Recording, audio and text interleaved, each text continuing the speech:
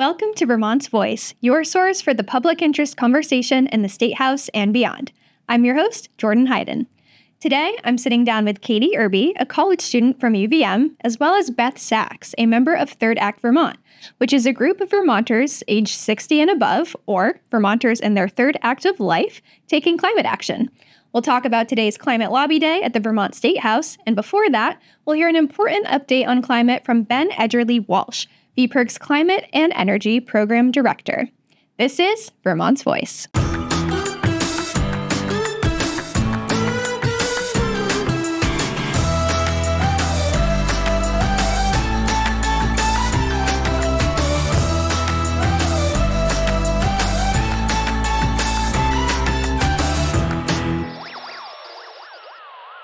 So Ben, it's great to see you. Thanks so much for joining and welcome to the podcast. Thank you so much. I was saying to you before we started recording, I've never been on a podcast, so this is exciting for me. Awesome. Well, we're so happy to have you. And I know you're here for a pretty important climate update, but before we get into that, I do have to ask if you have had a chance to play in the snow at all this season. Yes, actually, it's been really nice to have an actual winter this winter. Yeah. I went with my kids couple weeks ago to Mount Philo, which I've been hearing about for years. You know, it's closed in the winter. They don't even the parking lot. But if you can get into the parking lot, which I barely managed to do in my two-wheel drive car, you can hike up the whole access road and sled down to your heart's content. So my son went up all the way to the top with a friend.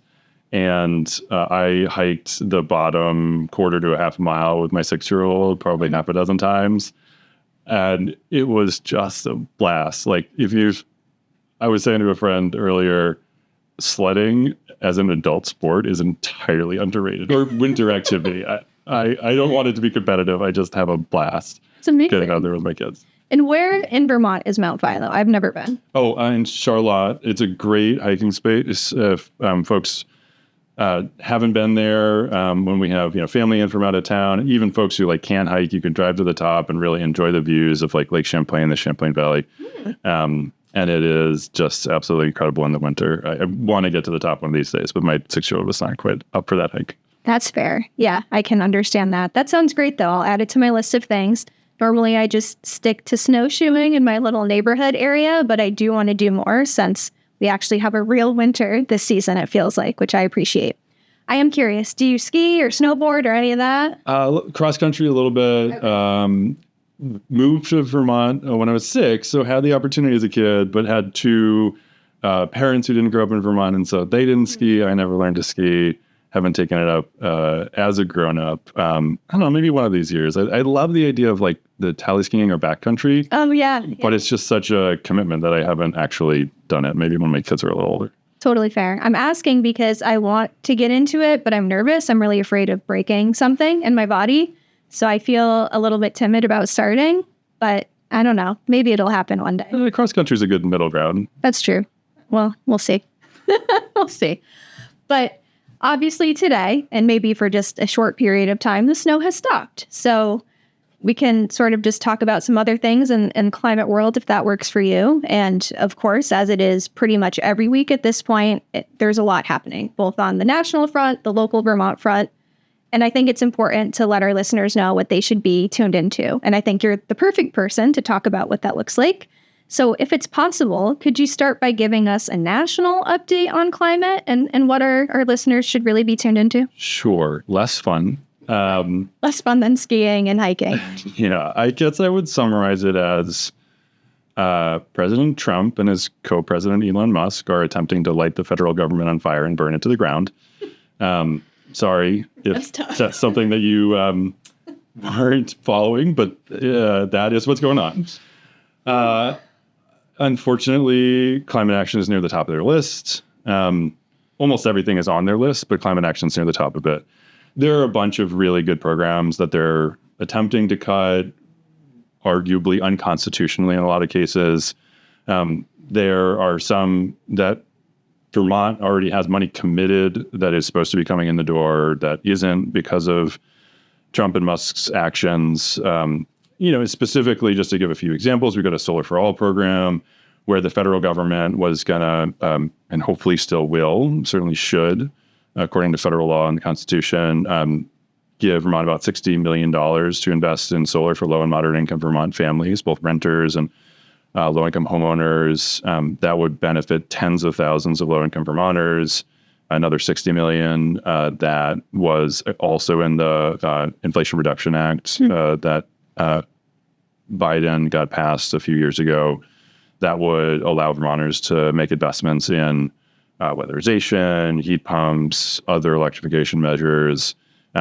Again, saving thousands and thousands of Vermont families, low-income Vermont families, an enormous amount of money. They're trying to claw that back. There's a very good chance they're going to be, near certainty, there's going to be protracted court battles. They're also going to try to repeal a lot of this through Congress. Certainly going to be a knockdown, drag-out fight there. I would say, unfortunately, here in Vermont, there's not an enormous amount we can do about it. The good news is that's because we have a fantastic delegation that I know is fighting tooth and nail in D.C. to protect these programs. Right. If you have friends or viewers of friends in purple districts, red districts represented by Republicans, the reality of the way these dollars have played out is actually far more climate money has gone to red districts. Right. Manufacturing plants in Georgia, all up and down Appalachia, Ohio, and, just on and on. And so, that is a sort of reason to hope that a lot of these dollars will be preserved and Congress won't repeal them, because as much as in theory, Republicans in DC often liked the idea of cutting spending rather, they don't want to close the factory that just opened or is about to open in their hometown. And so if our listeners know folks in those districts, give them a call, congressmen and women and senators, and urge them not to go along with the Trump-Musk agenda. Great. Well, that's a good call to action. And what I'm hearing is that it's pretty grim, but not totally grim. There is some opportunity for hope in there. So I like that. Yes. All right. So pivoting to what's happening here in Vermont, could you give an update to our listeners on anything that's happening there? Yeah. So that is less grim, though also very much not fantastic. Great. So unfortunately, we have a situation where, Governor Scott, who, rewinding about 8 years to 2017, when Trump first took office in his first term, first pulled the U.S. out of the Paris Climate Accords, which is, of course, the international agreement that virtually every country in the world is a part of to cut carbon pollution across the globe. Trump pulled out, and Scott said, "We're still in. I am confident," and this is nearly a direct quote from a press conference he held back in 2017, "I am confident that Vermont can hit these targets. We have even more ambitious targets ourselves, and we're going to do this." 8 years later, Scott has done very little to actually reduce carbon pollution in Vermont, and in fact has vetoed or otherwise fought nearly every major climate action the legislature has pursued. A lot of them have happened anyway, which is great, and are really already starting to pay dividends for Vermonters. But this time around, Trump took office again. Then you had him pull out of Paris yet again. And this time, Scott's reaction was, you know what? Vermont should also gut our commitment to the Paris Climate Accords and the Global Warming Solutions Act. We should weaken our renewable energy standard. And generally speaking, we should, in one way or another, walk back every major climate policy that we've passed in my administration. And that's just patently absurd. The thing that we've started to hear more about, though it's not actually a bill yet, is this sort of package of climate rollbacks and delays that the Scott administration pushing. And the centerpiece of it seems to be, let's repeal or roll back almost everything we've done and plan for another 18 months until after the next election. And frankly, we are in the middle of a climate action planning process now, which his administration is leading. We had one 3 years ago. In 2017, he put together a climate action commission that came out with a plan that he mostly ignored. And we also had one in each of the prior administrations. So the idea that undoing our good work and planning for 18 more months until after the next election is leadership on climate. That is preposterous, and we identified that tooth and nail, and we've seen the legislature not having a lot of appetite for it, although if folks haven't talked to their legislators yet, giving them a call and telling them to reject Scott's rollbacks and delays on climate, no matter how good you think your legislator is, it's good for them to hear that from you. All right. That's useful, but also still feeling pretty grim. Yes. So I'm wondering if there are any opportunities for hope, and if not, how you're keeping hope alive right now. Yeah.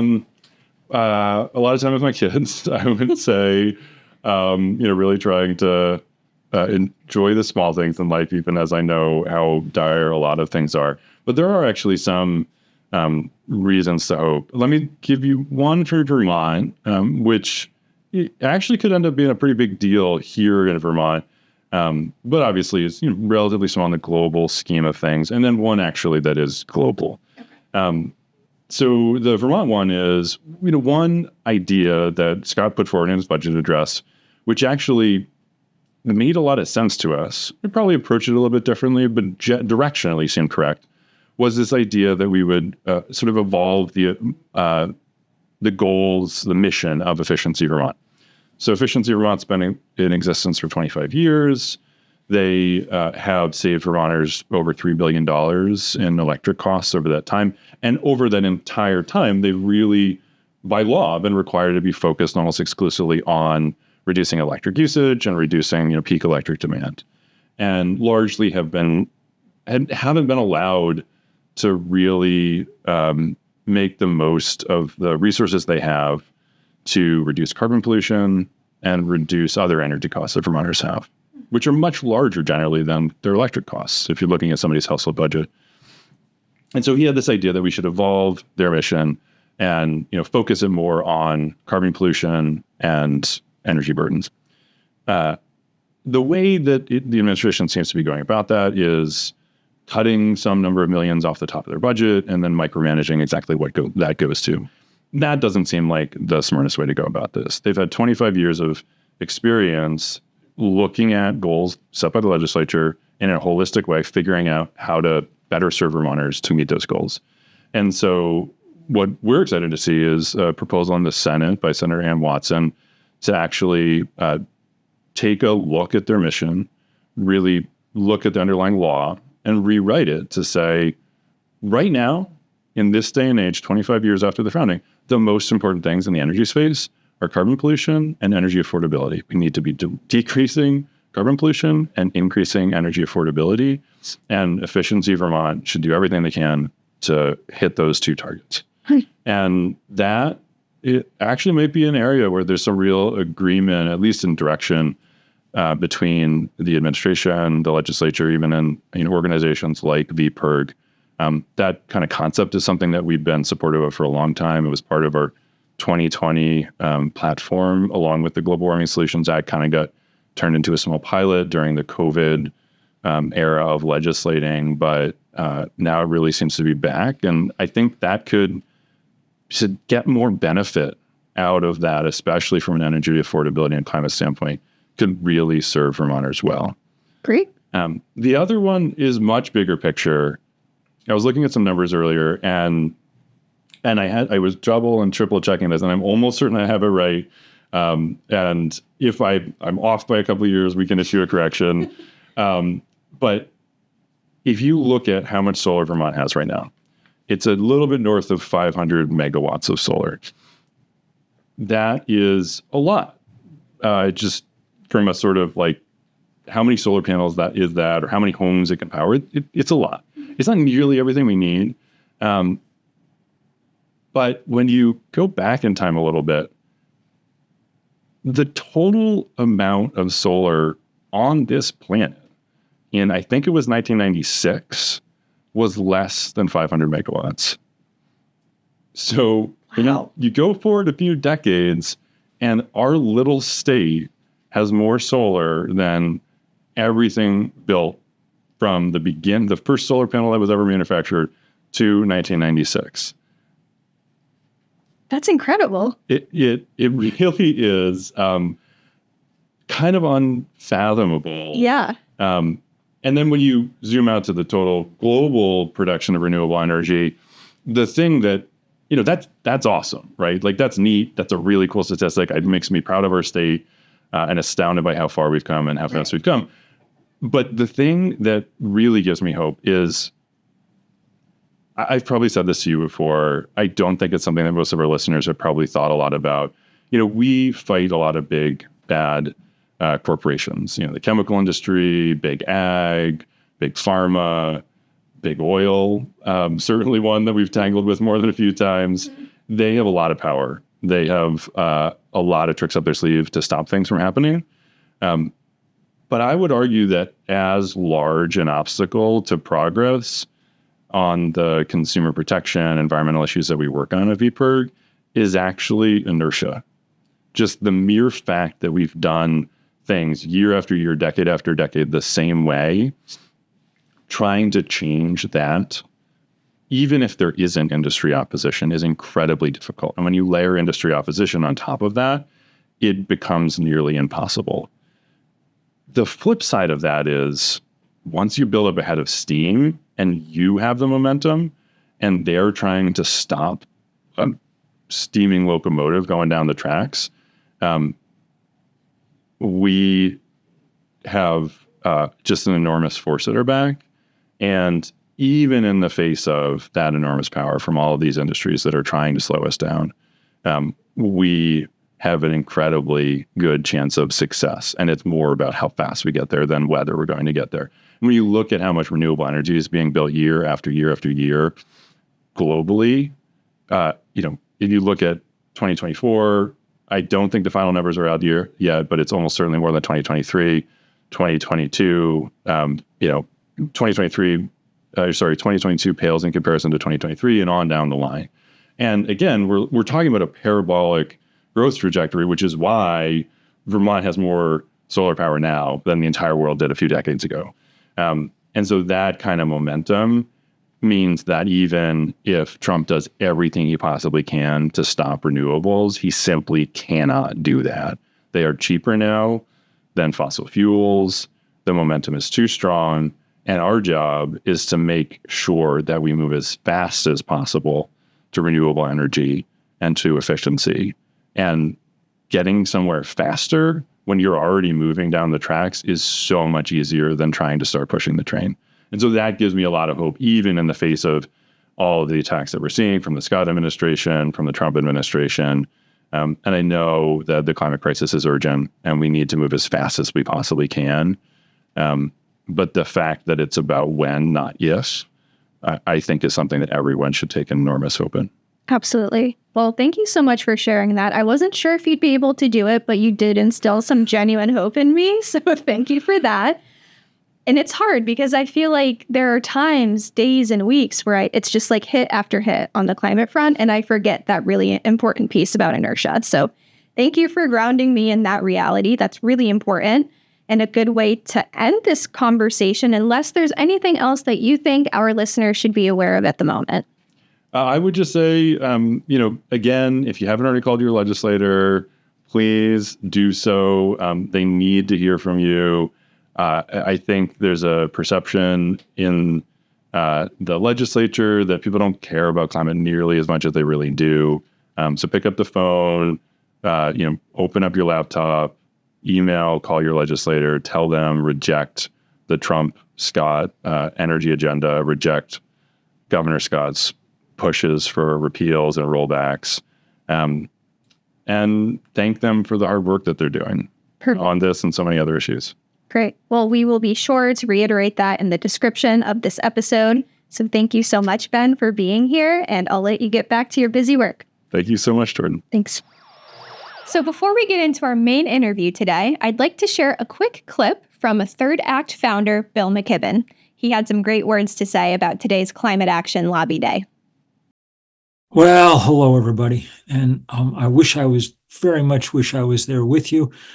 I'm not, because we're hard at work on national stuff and global stuff, but things happening in Vermont are crucial too. And of course, close to my heart. it is painful to see the Scott administration sort of joining with the Trump administration in downplaying the importance of climate change and the need to do something about it. Painful because 2024 was the hottest year in human history, beating 2023. January 2025, which was beautiful and frosty here in the Green Mountains, was the hottest January globally that we've ever seen, and by quite a large margin. The time has never been more urgent, and the time has never been better, because over these same couple of years that the temperature has spiked so sharply upward, the price of clean energy has spiked so sharply downward. We now live in a world where the cheapest way to make energy is to point a sheet of glass at the sun. But you wouldn't know it in Vermont, where time after time, wind turbines and solar farms get shot down on aesthetic grounds and whatever. We're not taking seriously the crisis in which we find ourselves. So I hope that the legislature and the governor do all that they can, which means more than they've been doing so far. I hope they step up to the challenge and really understand that this is probably more than anything else the issue on which history will judge our actions. And so far, our actions, even here in Vermont, are way, way, way below the level that we need in order to get things done. So I'm extraordinarily grateful to everybody who's lobbying and pushing. I'm extremely grateful to all the old people like me, and God knows there's a few of us in Vermont who are calling as elders for this kind of action. And I'm just as grateful for the young people who we desperately need more of in the state of Vermont, calling for action too. These seem to be the groups that really are taking the time and making the effort to do what needs to be doing, and time to listen to them, to us. Because time is the most valuable commodity. It's the most valuable commodity in this climate fight. The scientists have told us that we have to make deep emissions cuts by 2030 to have any chance of staying on a kind of livable path. Time is of such importance to young people because what happens in the next few years will determine what the latter decades of their lives are like. And time is important to us older people because there's only so much of it left for us, and we want to use it to build the sort of world that we want to leave behind. So thank you all. Enjoy the beautiful cold. And please, please work as hard as we all can to make sure that Vermont stays the place that it's always been. Thank you. I'm sitting down with Katie Erbe, a college student at UVM, and Beth Sachs, a member of Third Act Vermont, and that's because we all just came from the Climate Lobby Day that happened at the Vermont State House. I'm really eager to talk about what happened there and also to talk about the ways that youth and elder organizing come together and form what we know of as climate action in Vermont. So Katie and Beth, welcome to Vermont's Voice. Thank you. Thank you. It's so exciting to have you here. Before we get into our conversation today, I would love to learn a little bit more about you and what you are currently or have been involved in. So, Katie, I'll start with you. Totally, yeah. Well, I'm Katie. As Jordan mentioned, I'm a student at the University of Vermont. I'm the club president for VPIRG's campus chapter, and I've been a canvasser for 2 years. Amazing. Yeah. Beth? I've been working in the field for about 45 years. So that's amazing. Maybe older even than your parents. Not quite. Not quite, but close. I was working in architecture, and when the oil embargo of 1972 happened, and a lot of people went from being interested in interesting buildings to how are we going to build buildings that don't use energy or use as little as possible. So I've been doing that since like 74. And in 1980, I moved to Vermont, and 86 started Vermont Energy Investment Corporation, which is a nonprofit that most people haven't heard of, but one of our contracts is Efficiency Vermont. So people don't really always know the difference, but VEIC is the nonprofit. Efficiency Vermont is a contract. Okay.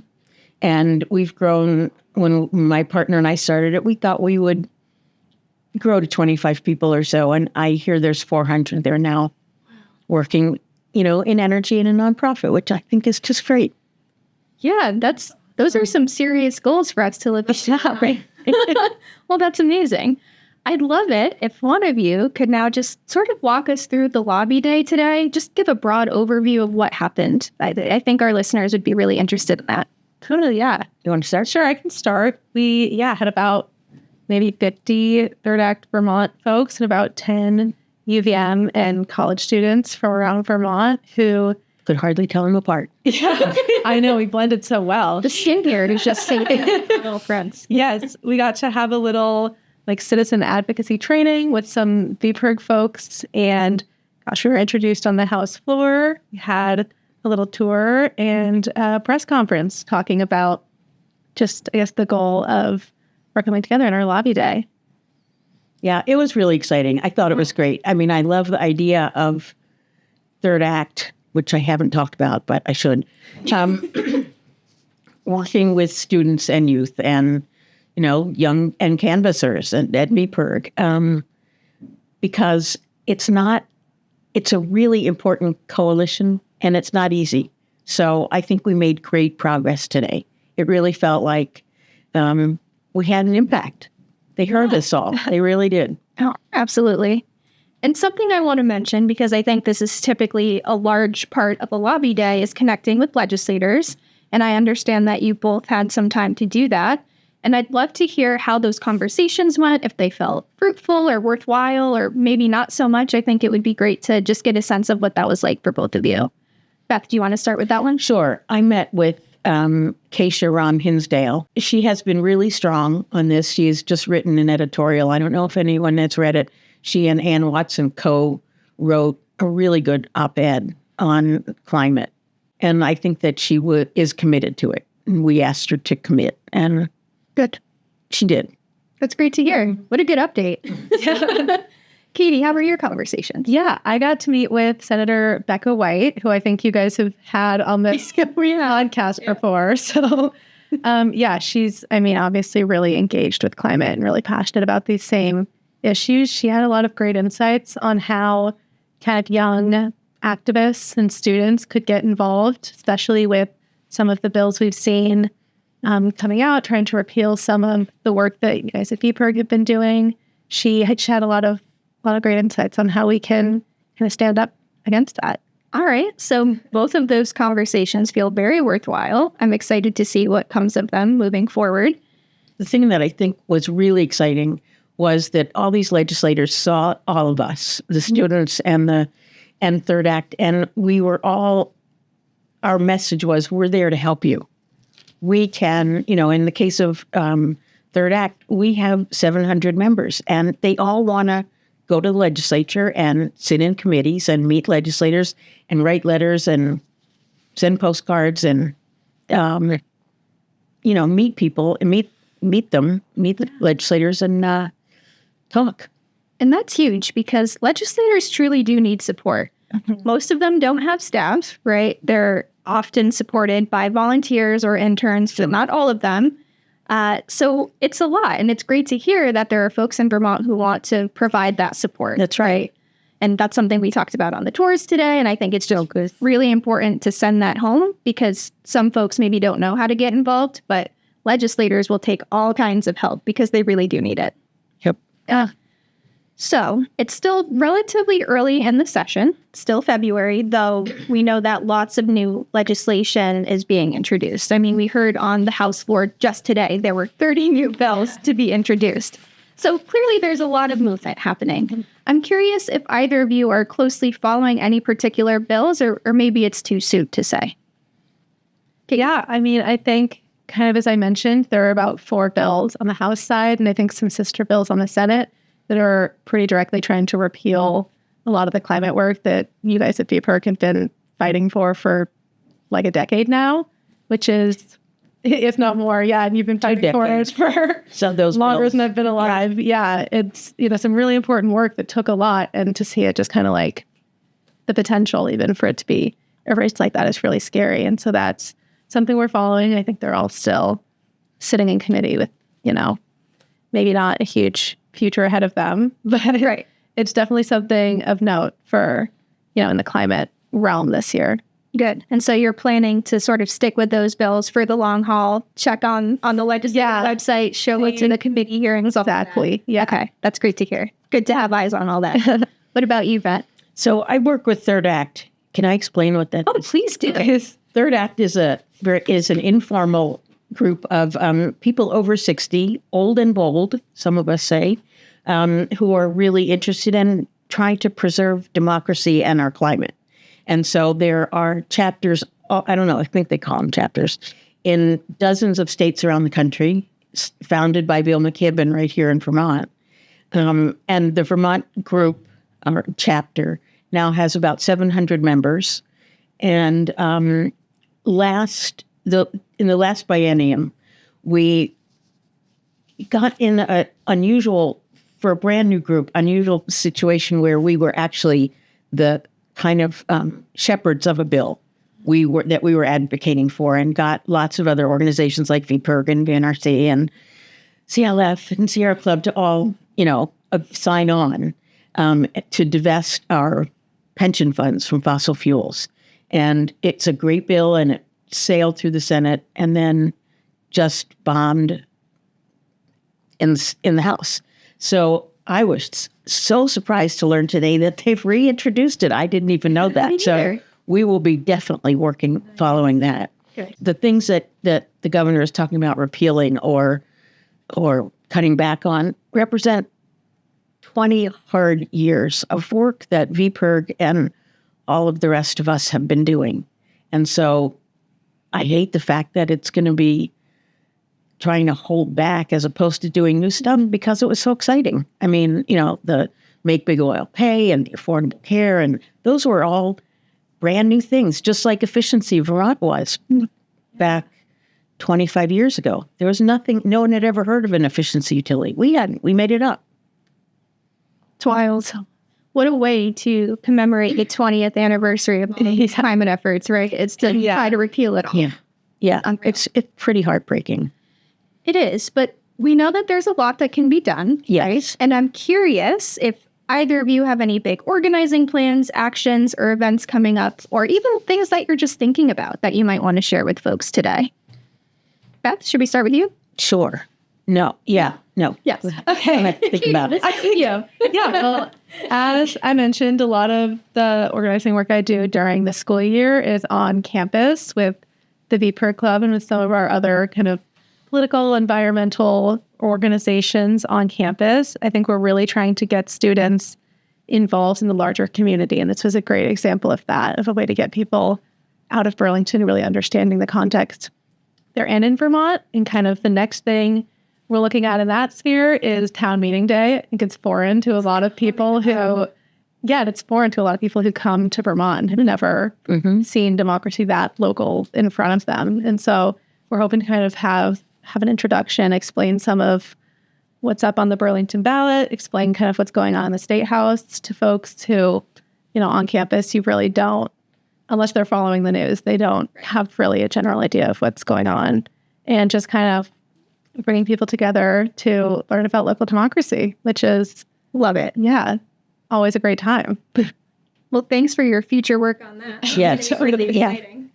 Yeah, maybe some seniors can help you. There you go. Yeah, we've got lots of friends in Burlington. I hope this is really the beginning of working together.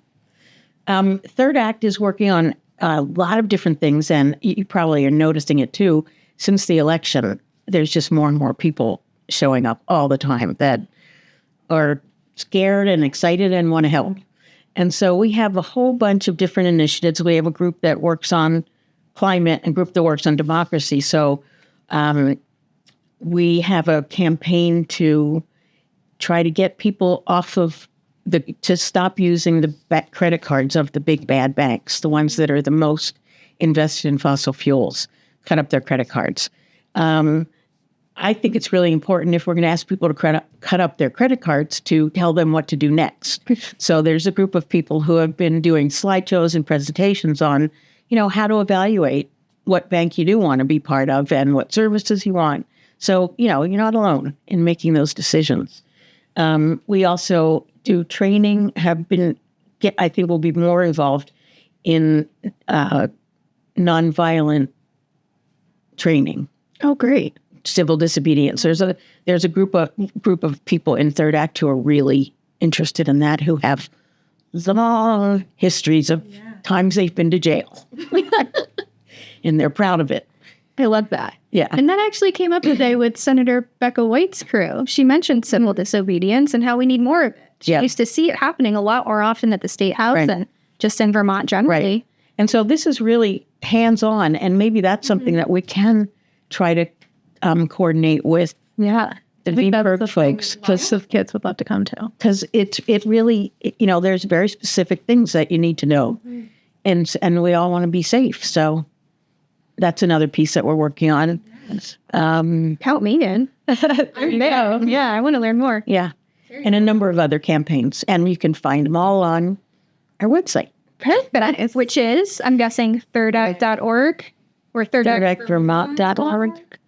We'll figure that out. Yeah, we'll put it in. Hey folks, Editor Eli here. That website is thirdactvt.org. That's thirdactvt.org. All right, back to the show. All right. So I'd like to break up all of these questions by asking you even more questions. I know how odd that sounds, but this will be sort of like a rapid fire Q&A, a quick Q&A, if you will. And so I'll each give you an opportunity to answer each question. We'll alternate who answers first, just to keep it simple. And you can answer in as few words as possible, but also if you're really feeling challenged by that, of course, you can say what you'd like. But I thought this would be a fun way to get the differing perspectives here today. So Totally. Does that sound good? Yeah. All right, let's do it. So Katie, we'll start with you. And then, like I said, we'll alternate. Where do you get your news? Listening to podcasts mostly. I know, like this one. How perfect. How incredibly perfect. Oh, okay. Little shout out to us. Yeah. Beth, what about you? I read the New York Times every day, and I watch Democracy Now! And just am subscribing to probably a dozen, and I feel like half of them are new just since the election of progressive pundits who are saying good things. Yeah. And I should probably name them, but I can't think of the one. It's so hard to keep track of that. My inbox is constantly going crazy, but a lot of good information out there. All right, Beth, back to you. What is your favorite type of action-taking opportunity?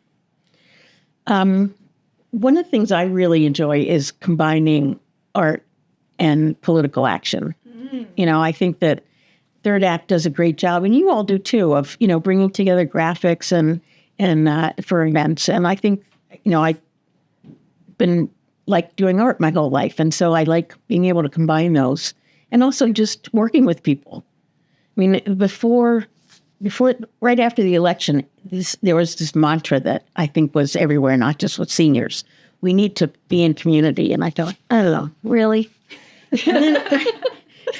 And then I realized we do, because we've been having more and more Third Act meetings in person, and it really has been energizing. I think I have to say canvassing, just kind of a shameless VPIRG self-care moment. But I just think it's so special to get to connect with people, all walks of life, in all places and situations, and to just have that honest communication with people who aren't necessarily in your life is so cool. And it's something that's so special in my life that I feel like has made me so much better. And I think that's something that young people especially, it can just be so helpful to give you context for the environment you're in and to force you to understand the issues better. I think it's just a really great way to get involved. Yeah, that's great. And I love that there's so many ways to take action, right? That's the beautiful thing about it, is we could just sit here and talk about all of the millions of ways that we can do it. So Those are just two really good examples. All right, Katie, who is inspiring you right now?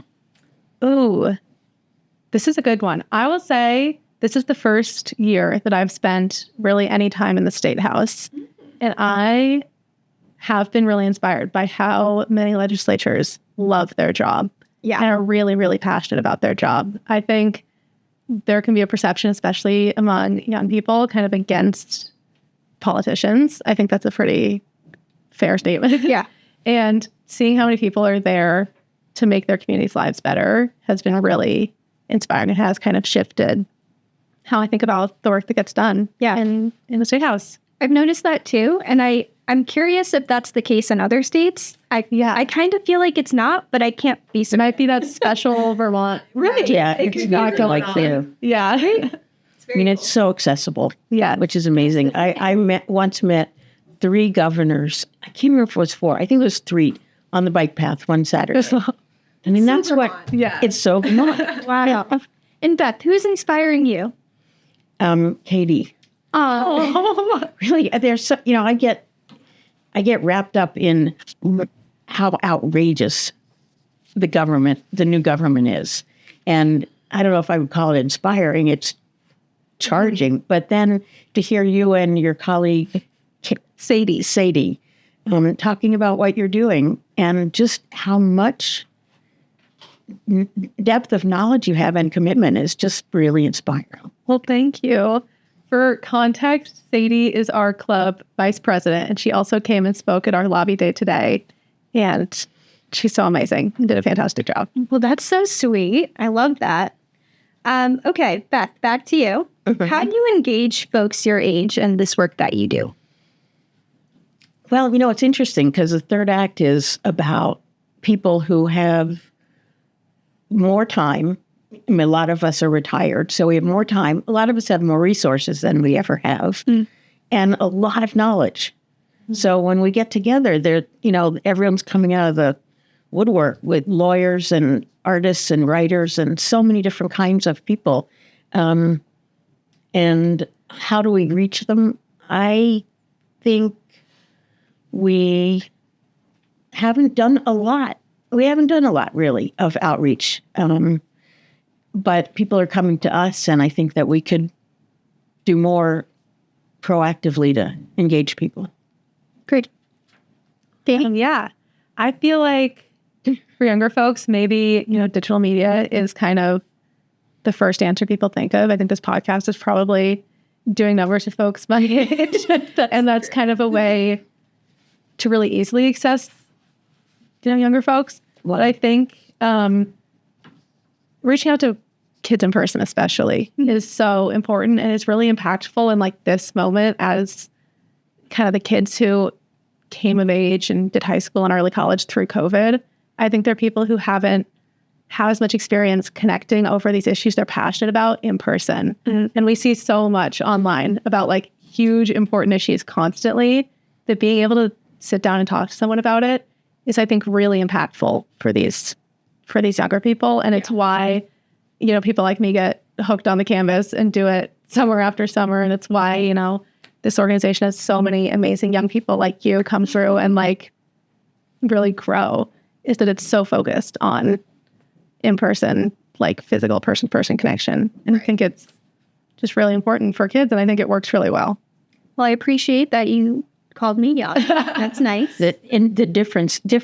Interesting difference. We do a lot of stuff by Zoom, but you have to assume in the first 15 minutes are, where's that button? Yes.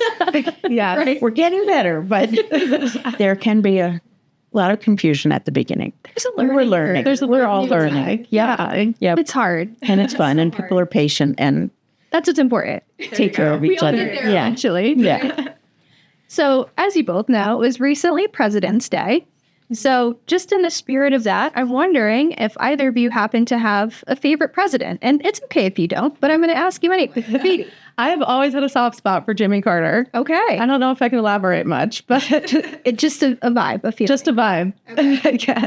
So, you took his passing pretty hard. It was tough. I had so many friends reaching out who were concerned about Take a personal down. my mental health. I think it was over break. I don't think I had much going on that day.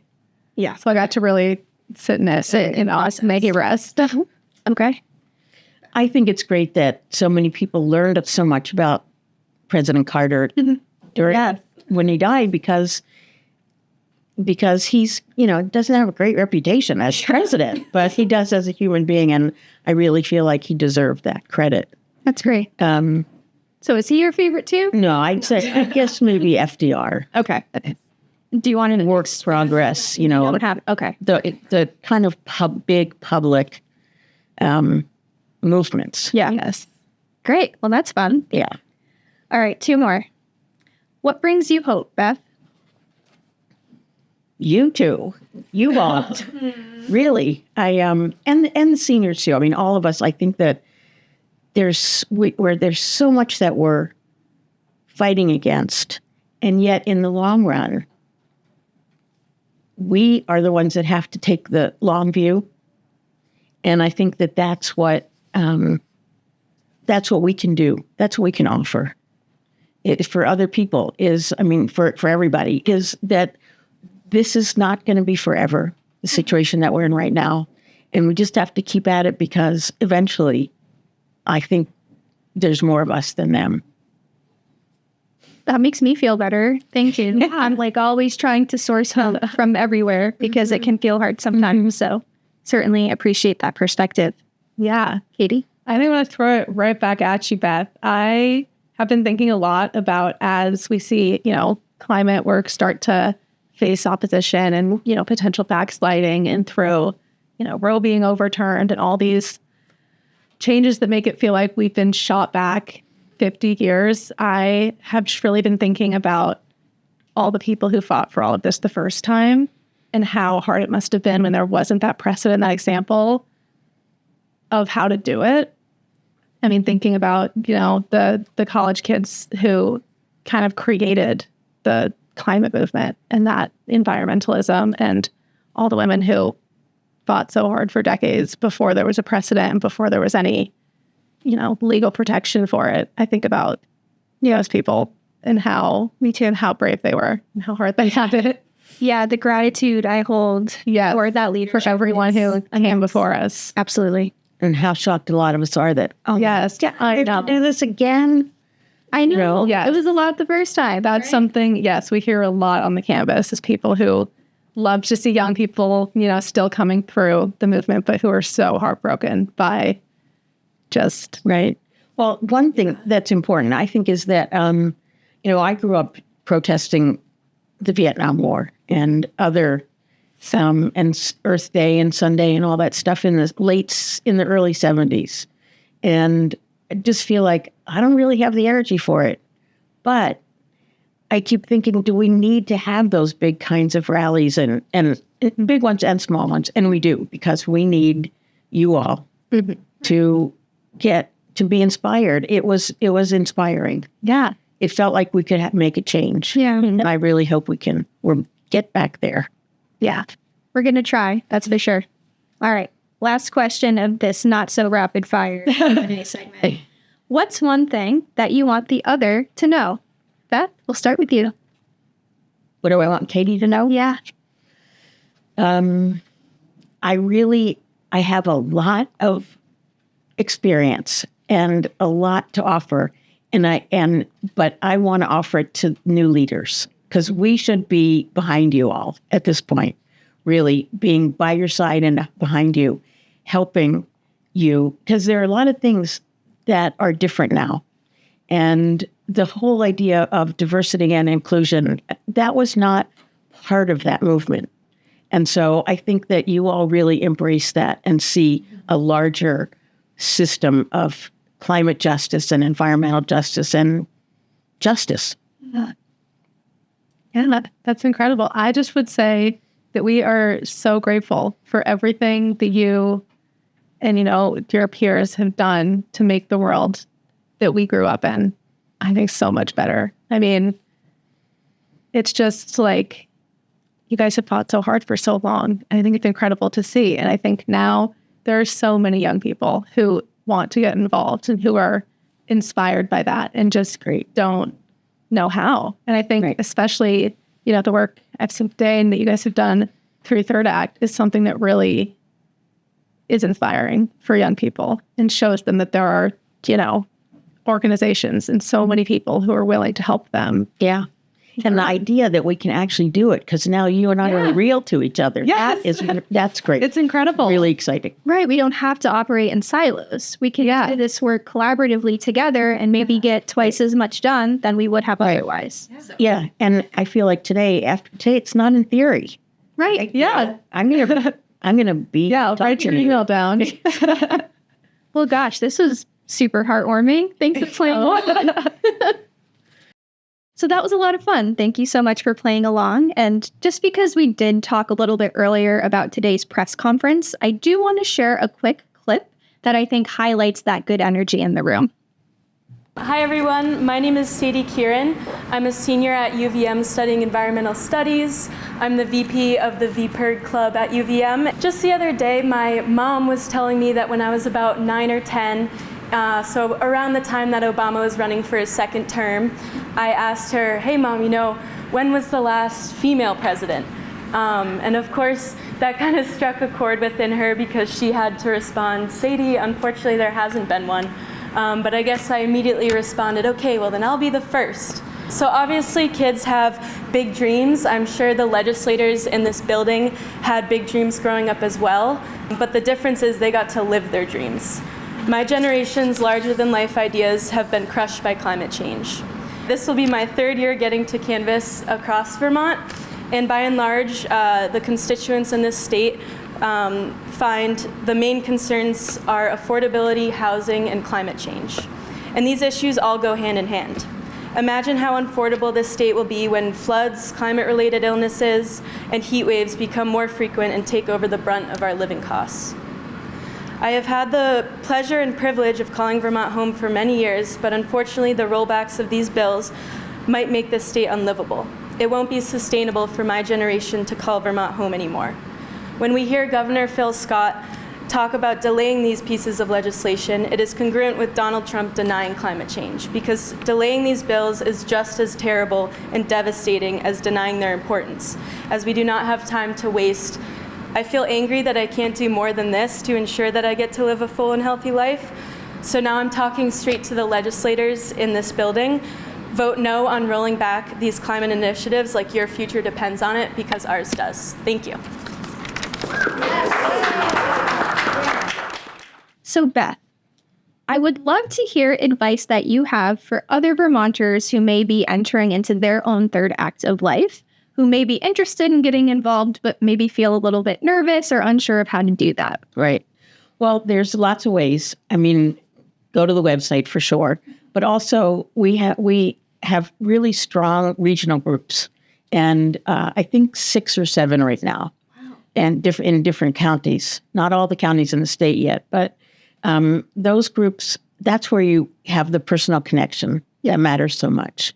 And so, if people can find their way to the website or find their way to anything that has to do with Third Act, then pointing them into telling them about the regional groups is really important. Great, and thank you for that. And Katie, how about you? What advice do you have for college students or heck, even high school students looking to get involved? Yeah, I think just, thinking about the issues they're interested in, looking around, especially in Vermont, there is most definitely an organization who is working on that, who would be happy to hear from a young person who wants to be more engaged. There are, on UVM, which is the UVM campus, which is what I'm most familiar with, there are a million student organizations who are working on every issue under the sun. And there is somebody who wants your help on whatever issue it is, 100%. I think especially on this, canvassing is an incredible way to get involved. You will meet so many people who are like-minded, who are passionate about the same thing as you. You're working, a whole summer with young people who are getting outside, connecting with people, talking about climate. And I think, a little bit more generally, to canvass for a summer will make you a better organizer on whatever it is you want to do. I think you gain so much resilience and strength and confidence by, knocking on a million doors all summer long, that it's just, I think, it's what got me involved in this, which is, I guess, why I'm so passionate about it. And I just think if you have any desire to canvass or to learn more about this world of citizen advocacy and organizing in climate, you should give it a try. And you should do it. And you know that when we're looking for people, we're reviewing resumes, that's a really important one. I mean, if we know that people have been coaches or canvassers, those are all things that are important skills that we're looking for. Absolutely. Really. It's a great piece of advice. And also, there you go. VPIRG is I know. It feels like some shameless promotion, but it truly is. It's real. It's so real. Yeah. Great. Well, Katie, just staying with you for a moment, we've covered a lot of ground in our conversation today, and I'm curious if there's one thing in particular that you want our listeners to take away. Like if you could just pick one piece of the conversation, anything that you think really needs to drive home for folks. Yeah. I guess just the value of connecting with people outside of your sphere, whether it's with, folks who have been working on these issues for decades, or people who live in different places, work in different areas. Anything you can do to build coalition and consensus with a broader range of people is beautiful, and it's going to help everyone be better at what they do. For sure. Beth, do you agree with that, or do you have a different takeaway? I don't know what she said. Perfect. And we call it, we're Q-tips. That's what people refer to us with white hair. Oh my gosh. Q-tips. Well, I think one really important thing to take away is that, the personal and the collective working together is really important, and not rolling back. I mean, this legislation right now, that's a really critical piece, as we work so hard, and we really need to do all we can to keep the governor and the legislature from taking it back. Absolutely. Well, I know we've covered this a little bit, sprinkled throughout the episode today, but I want to make sure that folks know exactly where they can go if they want to keep up with all of the good work that you're doing. So we've talked about some website links and other sort of involvement areas on campus, but I guess just bringing it all home, how can folks stay in touch with you and the work that you're doing? Beth, do you want to start? Sure. It's through the website. We have a website, and it's getting better all the time. We could use a website manager. Okay, good to know. Which might be good. Yeah.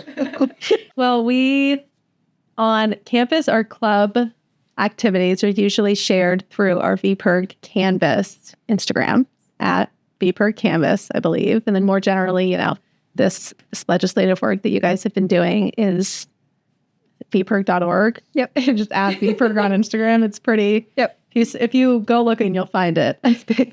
Yeah, I agree with that. Yeah. Do you have any plugs?